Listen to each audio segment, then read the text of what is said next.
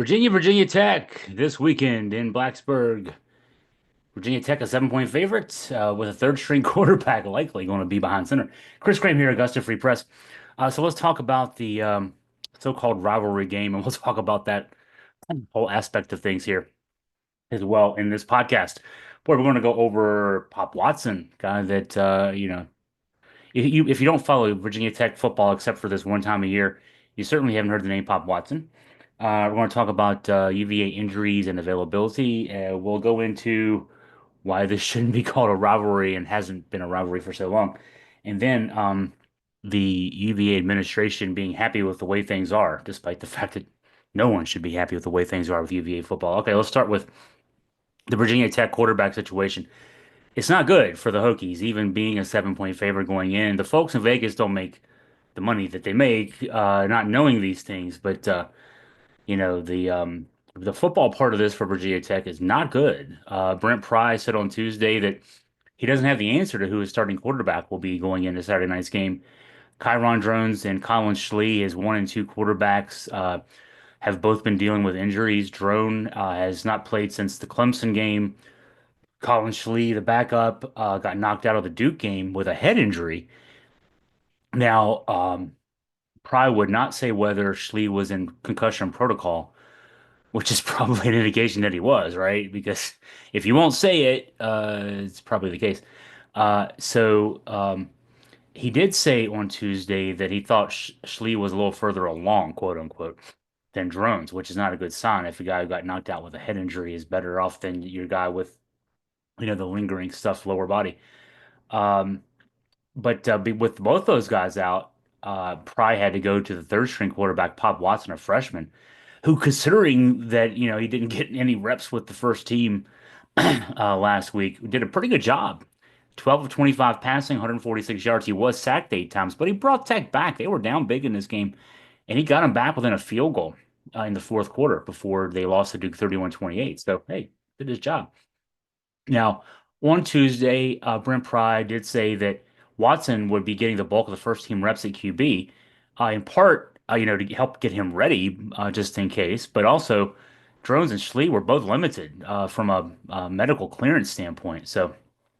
Uh, so, and I guess at this stage of a year, this is game 12. You've had two bye weeks. You've had plenty of practice.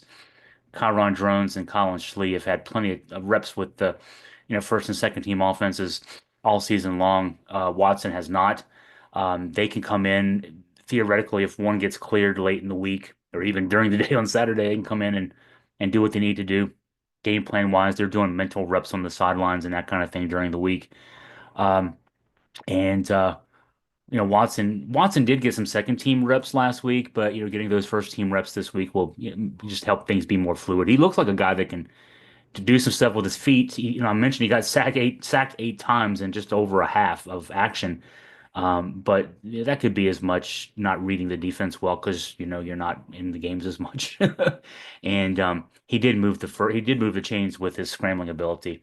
Another freshman, Davy Belfort, will also be getting reps with the first and second team offense this week, just in case, because as Price said in his presser this week, if something happens to Watson and the way things have been going for Tech at quarterback this season, you have to think it's very possible.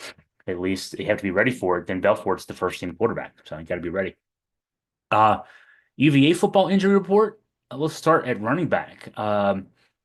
Tailbacks Xavier Brown and Kobe Pace went down last week in the loss to SMU.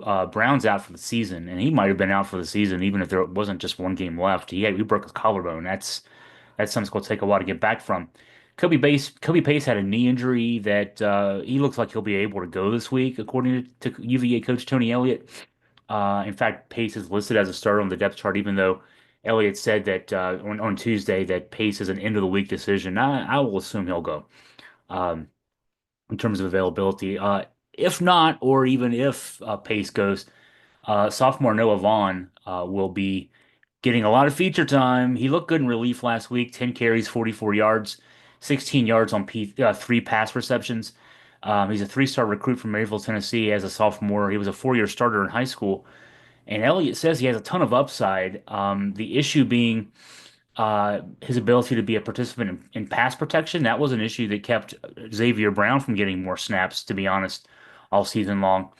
And that's the biggest issue for a running back. You know, when you're a fan, you look at a running back, you say, hey, he's the guy who breaks tackles. He's got speed to get to the perimeter, but if he can't block, it's kind of hard to keep him in the game because when he's in the game, and if all he's going to do is run the ball, that kind of tips off to the defense. What it's almost like a pitcher tipping his pitch.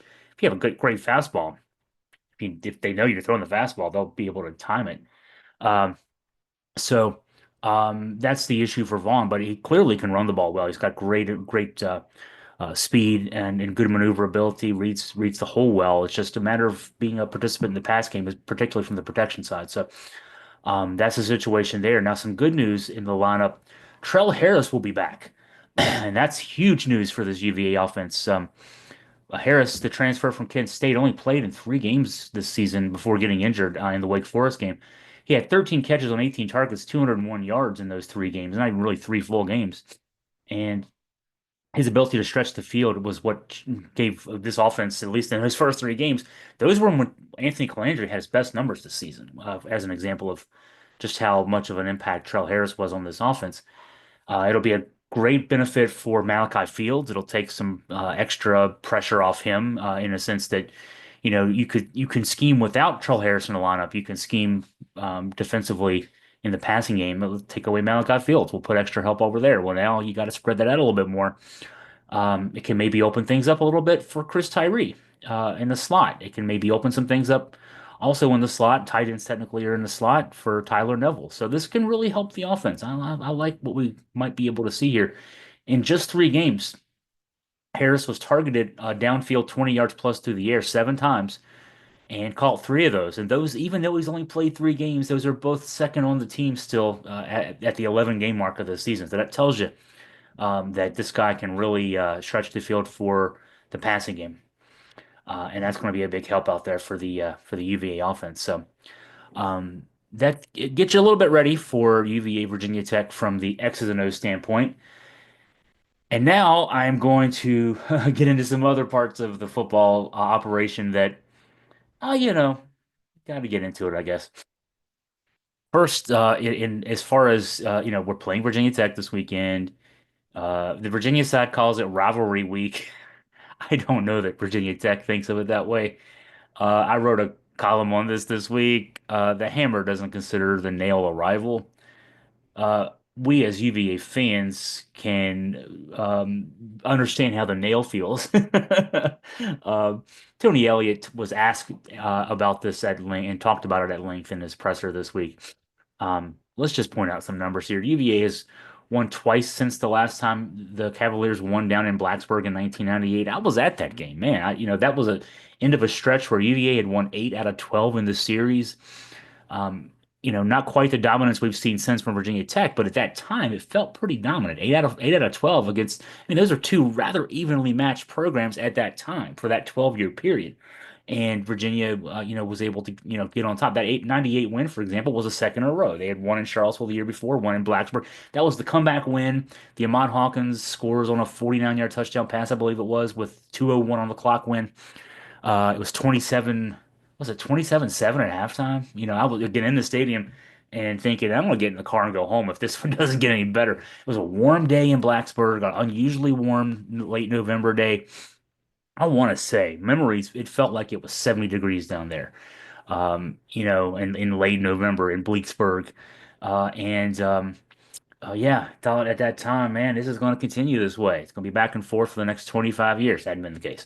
How this is personal for me, my wife, Crystal, is a UVA alum, excuse me, Virginia Tech alum. We started dating in 1999, so a year after that, the game down in Blacksburg, the Virginia won. We got married in 2000. Since we started dating, Virginia is 2-22 in these games. Also, I should mention that, she doesn't come from a big family, and the family that's based here in Virginia that she has, let's see, she's got two first cousins and a sister. The sister was a athletic trainer at the University of Miami. The two cousins were Virginia Tech, are Virginia Tech grads. They have their oldest kid is a Virginia Tech student this year. This is a Tech family for the most part. Thanksgiving weekends have sucked for me for so long. We see these folks a lot. They're good people, but man, it's, going 2-22. And how many times after this game have I had to explain why this coach just got fired or why this coach should get fired. Um, now, um, you know, it's one of those things where obviously in the last few years their program has not done very well either. And we kind of go back and forth on that, right? As the family, the only thing I've got to hang my hat on is that they have that empty trophy case, which they don't actually have it anymore. The Frank Beamer famously, during his tenure there, when they were having all those 10-win seasons, they put a trophy case in the football facility, left it empty because that signified that they wanted to win a national championship, and they never. Virginia Tech hadn't won a national championship in anything, much less in football, and they've since gotten rid of the trophy case. Um, I don't point this out, but I leave it in my head to want to blurt out at some point if I ever have to. We've been number one in football. For 3 weeks in 1990, Virginia was number one in the country in football. Tech's never been number one. They were number two. Played a national championship game in 1999, but they've never been number one in football, which is the sport they care about. Um, and they haven't been any better at this since Frank Beamer retired. In fact, his second to last season, 2014, they were 5-6 going into the UVA game, had to get a win to go into a bowl. 2015, 5-6 going into the bowl game with Frank Beamer as the coach, had to win the game to go into a bowl. Five times in the last 9 games, the Virginia Tech Hokies football team has been 5-6 going into the Virginia game, needing to get a win to get into a bowl. Virginia Tech is 5-0 in those games. Um, it doesn't matter that they suck; they still run our side into the ground. I mean, I shouldn't say it. It's not been not all these have been run into the ground. The 2014 and 2015 games. Let's see, 2014, Virginia had a lead in the last 3 minutes, gave up a touchdown late, lost down in Blacksburg. 2015, Virginia had two separate leads of a touchdown in the fourth quarter in Charlottesville. Tech rallied, scored a touchdown on the next possession each time, eventually kicked the game-winning field goal, won that game 23-20. So the one game was 24-20, the one game was 23-20. 2018, that was a much better Virginia team. That team came into that game with a 7-3 record and had the game won. I mean, gosh, they had to lead late. There was a 4th and 10 on Tech's side of the field where they just threw a prayer pass at midfield that their guy out jumped two of our guys, first down. Then they fumbled the ball. The ball's laying in the end zone. There's three Virginia guys standing around the ball, and a Tech guy dives in and recovers it for a touchdown to send the game to overtime. They kick a field goal. Virginia fumbles. Bryce Perkins fumbles on a play that if he doesn't fumble, it's a touchdown. I mean, everything that could go wrong on that one did. Final score of that one, 38-34. So it's 24-20, 23-20, 38-34. The last two have been beatdowns. Last year, 55-17, and we all remember that. We don't want to talk about that anymore. But even they win the games. So going into this one now, both these teams are 5-6. Virginia at 5-6. This is an improvement. The last two seasons under Tony Elliott, first 2 years of Tony Elliott, 3-7, 3-9. This year going into the season, Virginia picked by the writers to go to be 16th in the 17-team ACC. So 5-6 with a chance to beat your rival and go to a bowl. In some cases, in some ways you look at that, you'll take it. In other ways, there have been at least one game, maybe two, that Virginia blew in this stretch to get to the stage, but they should have already been in the bowl. But 5-6 after being picked 16th in the league, yeah, we'll take it. The Tech side, 5-6 is calm down, man. They're in the third year of their coach Brent Pry, and there was talk. I mean, you look at the Chiron drones coming back. Great numbers last year, a lot of depth on both sides of the ball, bringing back a lot of starters. There were whispers, not just in Blacksburg and not just in Hokie Nation, but even down in Charlotte at the ACC kickoff. Man, this team could compete for the ACC title. They might sneak their way in a title game. They're 5-6. That's so we're relatively happy being 5-6 in this game. They're not. And I wrote a story earlier this week. Sergio Render, former Tech offensive lineman, really, really good offensive lineman. Didn't play in the NFL, as it turns out, but was a really, really good, college offensive lineman back in the late 2000s decade. He posted a long message on Twitter about how, well, let me read from it. As a former player, I'm so tired of us being happy to beat UVA. Beating UVA isn't exciting to me or anyone else anymore.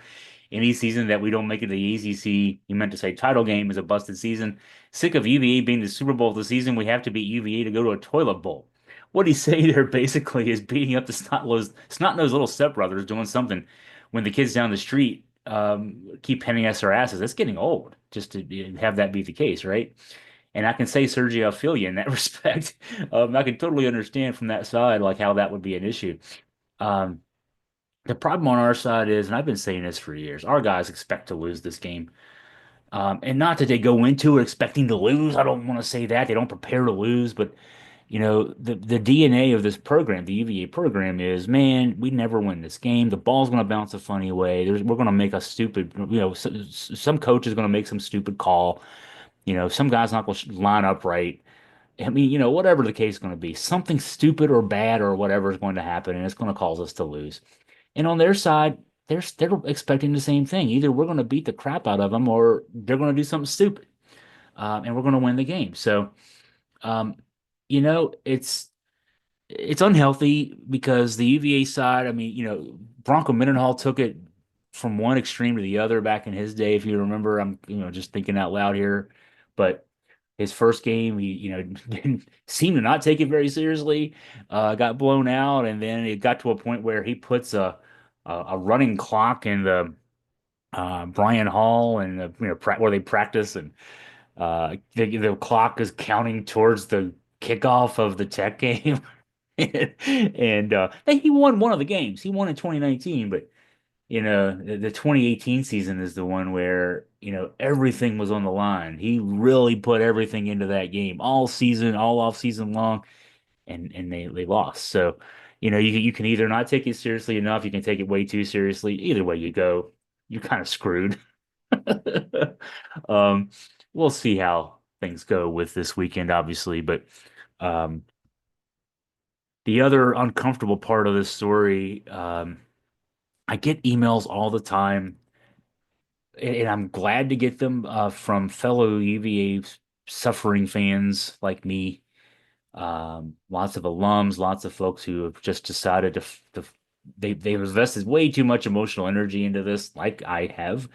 And the question that they have is why doesn't it seem like we even try to win? And not from the player's perspective, the coach's perspective, from 30,000 feet, from the administration's perspective. And the administration, I don't even mean the athletics administration. I'm talking about the president's office, the board of visitors. Why doesn't it seem like anybody there wants us to win these games? Let me tell you a story. I wrote a column about this today. Today being Thanksgiving. Thanksgiving week's always a interesting work week for us because it's always Virginia Tech week, and it's hard to take time off during this week because you got to get ready for the big game of the year. Um, Now, here's a reality of college football. There's even a UVA football program is because the University of Virginia, like every other college and university in America that plays football, has made a bargain. It ain't a good bargain. I called it in the column a Faustian bargain. That's where you have to give up something good to get something bad. Um, we, like all the other schools, let kids beat each other senseless um, for the purpose of getting other kids to apply for admission. That is what college sports is in general. That's what it is at its core. You don't make money playing college sports. Programs don't profit at playing college sports. I mean, football programs will bring in more money than they spend.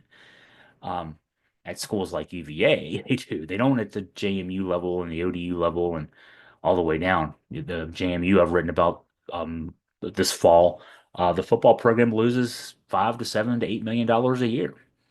And the way they make that up is they get their students to pay exorbitant student fees. Um, at places like UVA, you break even.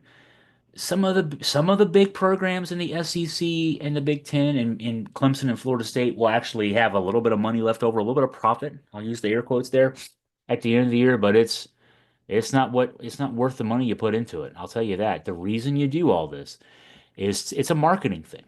The reason you play big time college football is 12 times a year. And then if you get into an ACC championship game, if you get into a playoff, you get a few more opportunities. It's 3 hour infomercials about enrolling, applying for admission and enrolling in that school or those two schools. And you play these games, you play football games. At the ACC level, most games get a million viewers. Some of the games, the higher profile games, if it's Florida State or Clemson involved, Notre Dame involved, you get 2 or 3 million viewers. If you get into a bowl game, a couple million viewers. If it's a playoff game, several million viewers.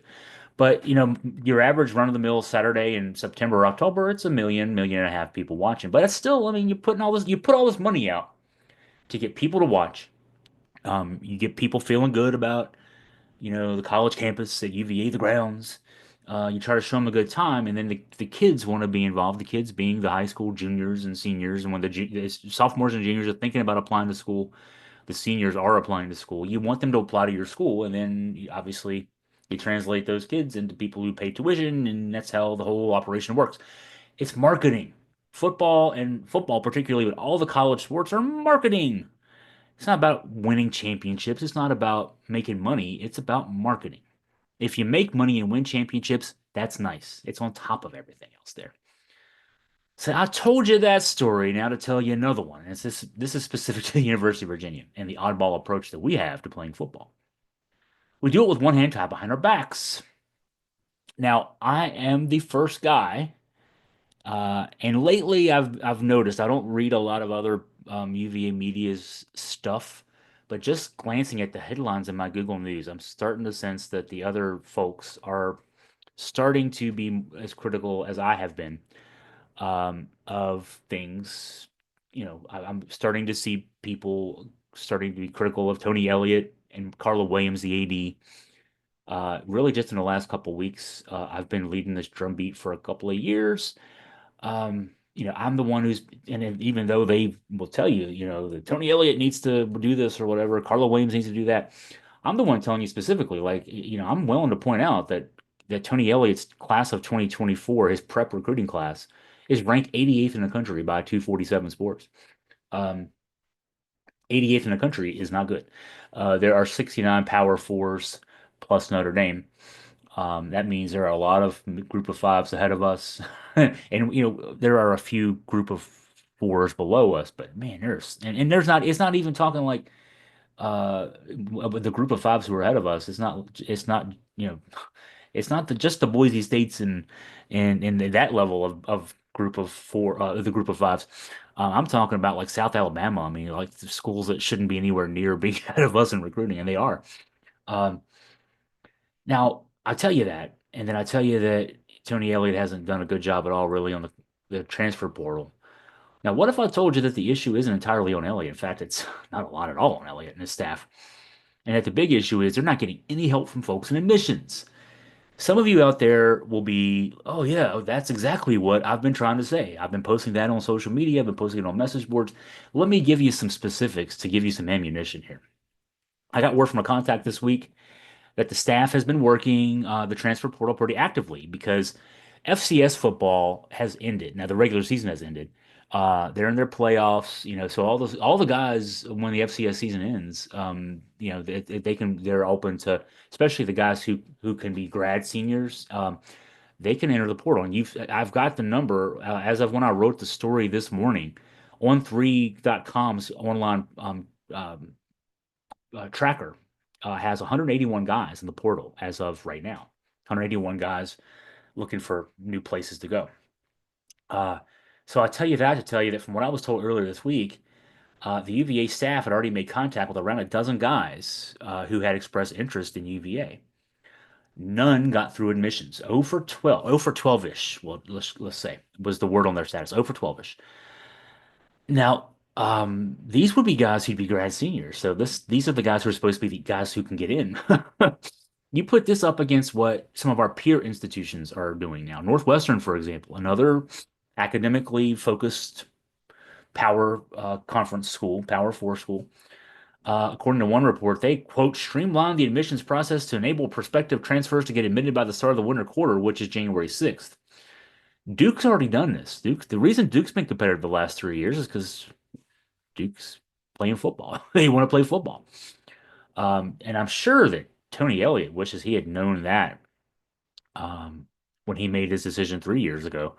He had the choice between Duke and Virginia, and he chose Virginia because he thought Virginia was the big boy football school of the two. Duke is the one that's allowing their coaches to get guys in, and Tony Elliott is playing hard is having to play hardball with his admissions folks, and he's losing these battles. He's 0 for 12 this fall already. Um, because the approach to UVA is even though the Dukes and Northwesterns are saying we'll go ahead and play big boy football, we're playing high and mighty with our academic standards and making our coaches go about building a roster with one hand tied behind our backs. It's to a point where will we even be able to field a team this year? And it's almost a legitimate question. We'll field a team. Tony Elliott will get 85 guys, whatever we end up getting on a roster. But we got 43 guys who are seniors and grad seniors on this team this year. The big number is because usually you got between 20 and 25. I mean, you most of your signing classes, you get, 22 to 27, 28 guys sign as prep seniors. They start matriculating, and because of transfers, etc., in and out, you usually end up with around 20 to 25 guys as seniors on your roster. One senior day. We had senior day this past weekend. Reason we have so many more is because okay, everybody got the COVID transfer year, redshirt year, back from the 2020 season, and then we got the extra redshirt year in 2022 because of the November 13th mass shooting that canceled the last two games of the season, and the NCAA, which is rare in doing nice things, decided that it was kind of wrong for the kids to have to give up their whole, that whole year of eligibility with the way that season ended for lots of reasons. So we had an extra class basically of seniors on this year's roster. We should be better than 5-5 with all those old guys. But that said, so we're there will be a few guys among those 43 who have eligibility left for some reason that will decide, they might have medical red shirts, they may have had other issues that will decide will come back. So it may not be 43 of 43 who are matriculating out. Um, but if it's, it's not going to be a lot of those 43, four or five maybe who will end up coming back. And then you always have 12 to 15 guys, always in the portal era, which is 3 years old, that will be looking to transfer out for various reasons, including academic reasons. I'm hearing about one in particular that's not going to be good for us to talk about when we have to talk about that here in a few weeks. Um, that so you're looking 50 to 60 guys maybe that Tony Elliott's going to have to replace. Usually in a season, you're going to have, and so you always have, so you replenish with your prep class. We've only got 14 commits in the prep class. So, maybe we'll add an uncommitted kid or two. We'll flip a kid or two. So, maybe get 18 to 20. You're still leaving 30 to 40 from the portal. Oh my God. And so that, if you think that's easy, remember they got to get in. At least you want them. I mean, you want them practicing in the spring to learn the system, to learn their teammates. You want them also to have an academic year at Virginia, academic semester at Virginia. Then they get into summer school, get ahead of the curve there as far as credits. So you want to have as many of these guys in as possible for the spring semester, which starts in mid-January. They got to get in school now. So these admissions folks who already are 0 for 12ing us are going to have, I mean, to get between 50 and so between 50 and 60, they've been working on the high school kids. Hopefully that work is wrapped up as much as possible.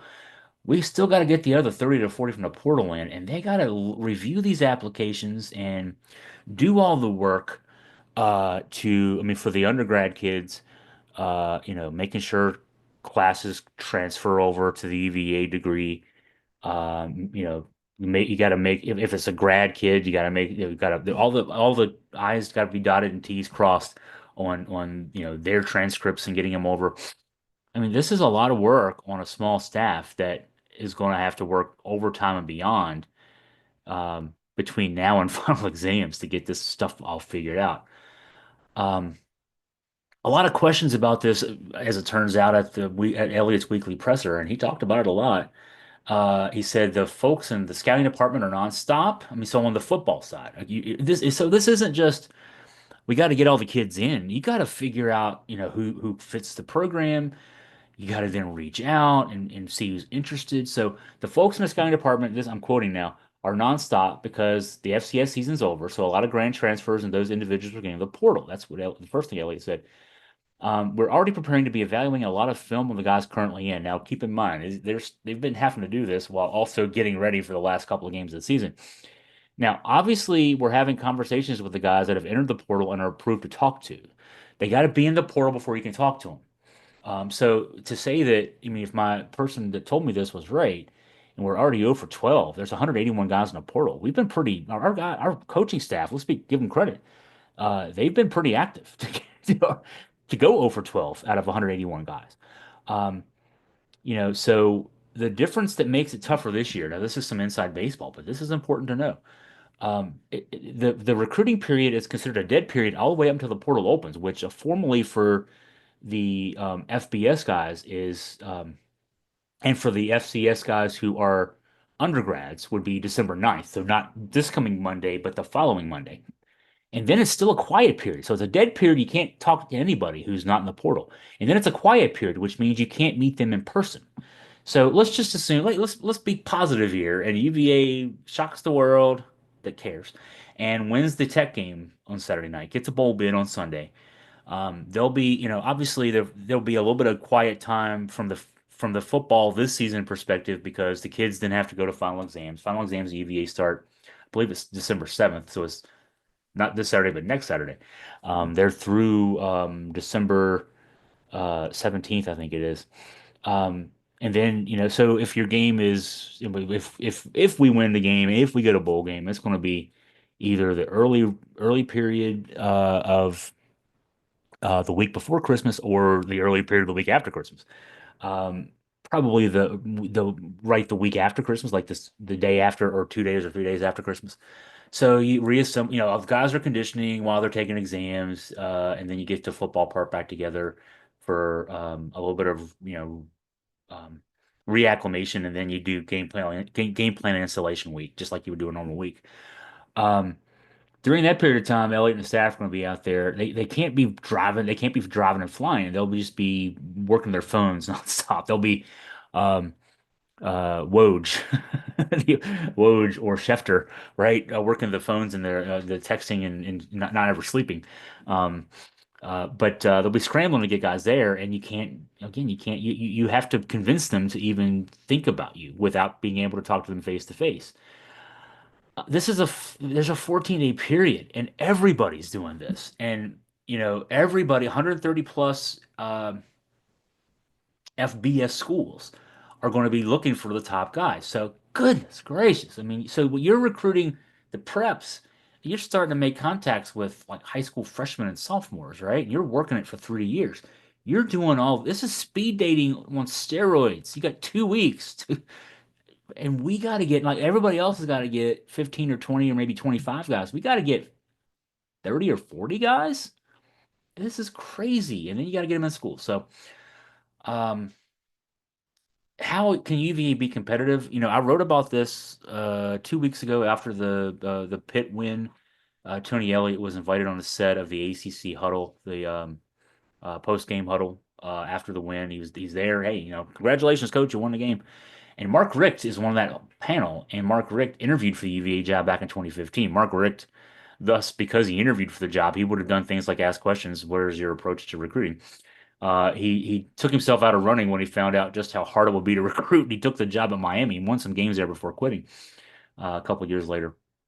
Uh, but he asked a question with knowledge of how UVA does things, at least from his perspective from 2015.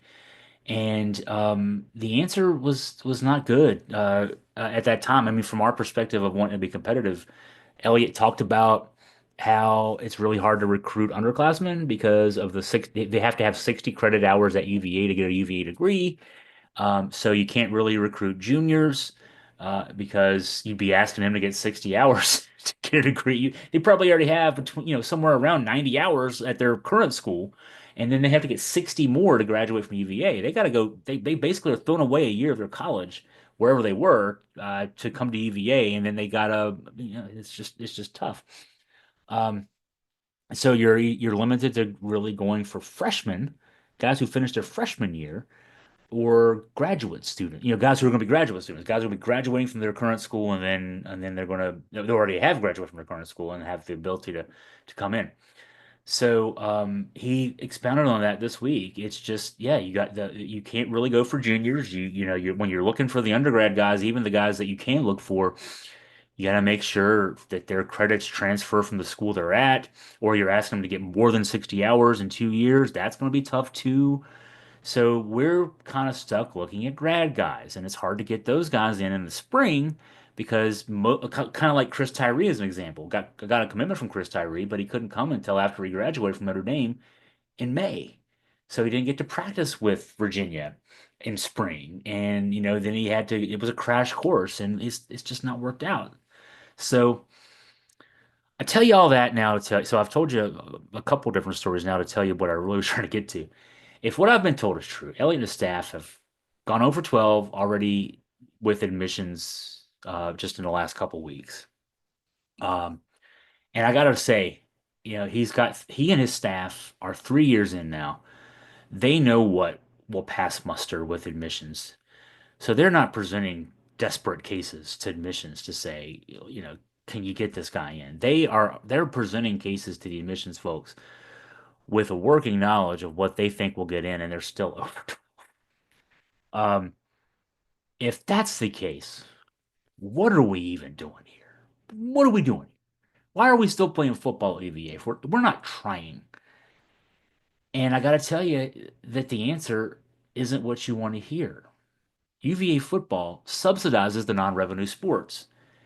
And you're when you hear me say that, you're thinking, how is that possible? You're the one who writes every week about the half empty or more than half empty stadiums. How are they making money? Well, it's not from the ticket sales, as I've been pointing out. UVA trails mightily the rest of the ACC in ticket sales for football. But we all get TV money in pretty much equal increments. And this is the trick. UVA football in 2022, that's the last year for which we have full numbers. So the fiscal year 2022, uh, the football program ran a $20 million operating surplus. I don't want to use the word profit because, college athletics are nonprofits, so technically, but a $20 million operating surplus. And that was with football getting $22.8 million from the ACC for its TV rights. So UVA football's in the red too, if not for the TV money. Now, on the other side of that, the non-revenue sports at UVA run roughly, go figure how this is the case, run roughly a $20 million operating deficit. That's everything from women's basketball to baseball to squash. Um, in terms of our national championship women's swimming team, we recently national champion doubles, women's doubles, individual champions, right? These programs all run staggering deficits. It's paid for by football. So if that's starting to make sense to you, UVA football is the Chicago Cubs or Boston Red Sox of the ACC. The analogy I'm going for there is if you're a long-suffering Cubs or Red Sox fan. Now you've gotten World Series relatively recently, right? The Cubs finally won one in 2016, the Sox in 2004, a couple more after that. But I know Sox fans. Who are frustrated with their front office the last couple of years because it looks like they're not spending the money to keep competitive with the Yankees and the Dodgers. I mean, the Yankees in the AL East, Dodgers overall. And the Cubs have also, since the World Series year, have fallen off too. The problem being the fans of those franchises, they will buy tickets anyway, so they make money no matter what. They'll watch on TV, so the TV money's consistent. The stadiums are filled up no matter what. So those teams make money whether or not the team is successful. Now, UVA football doesn't sell tickets, whether with losing football games, but they make the TV money no matter what. And if they're going to profit, if they're going to run a $20 million operating surplus with the way things are now, what's the motivation to try harder? What's the motivation what would the motivation be to uh, work with your football. I'm not going to say lower admission standards. Work with your football program to get more athletes into school to win more football games because you're already making money as it is. Okay, so we're making around $8 million a year in ticket sales. I keep using as the measuring stick Virginia Tech, which almost doubles us in ticket sales. They've had a similar record the last 5 seasons, and in this season have the exact same record, and they double us in ticket sales. So if they're doubling us in ticket sales, that's $8 million more a year. Okay, great, $8 million more a year, and we had to lower our academic standards to get there. These hoity-toities will say, "I'm a hoity-toity too," in a sense. I'm a UVA alum, but um, this issue is a cultural one, and it dates back long before most of the people, if not all of us, right now, me talking, you watching, listening, have been alive. Colgate Darden, the UVA president back in the 1950s, the football team was 8-1, ranked I think, number 9 in the country, got an Orange Bowl invitation. He turned it down. And the reason was, quote, he wanted to steer clear of big time, highly subsidized football. This is 1951, I think it was. Wanted to steer clear of big time, highly subsidized football. I mean, when you look at that, and this is still the attitude that they've got in those offices. The George Welsh years must have driven him all crazy because he was able to figure out how to win with athletes, student athletes who can get into school. The Terry Kirby's and Chris Slades, and you go down the list, smart guys who can get into school and win football games and play and had great NFL careers. George Welsh, he had to, I mean, gosh, here we are playing big time football, playing in big bowl games, number one in the country for 3 weeks. That embarrasses us. All they want, all those folks want, is the TV money from football to pay for swimmers and rowers and track and field athletes and tennis players who go into the Olympics and win medals. And then they mention, I mean, we had it a lot this summer. I will tell you, I was proud watching the Paris Olympics on TV and hearing all these UVA names out there. The swimming was fun. Man, that was the UVA meet, right?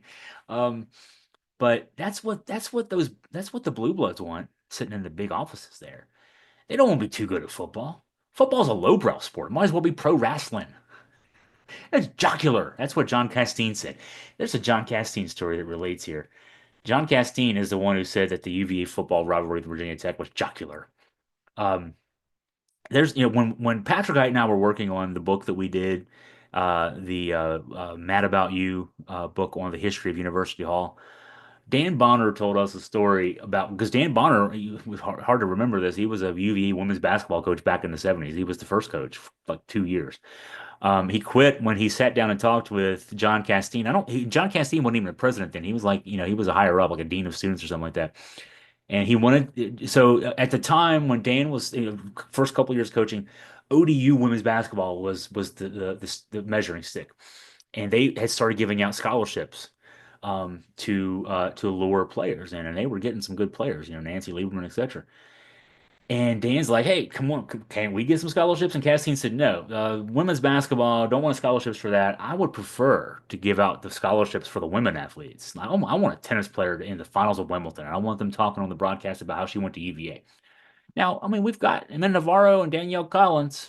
They represented us in the Olympics. Have been doing great the last few years. One of them is retiring, and I wouldn't don't make me swear to who it is retiring this year or is already retired after this season because we're at the end of the year.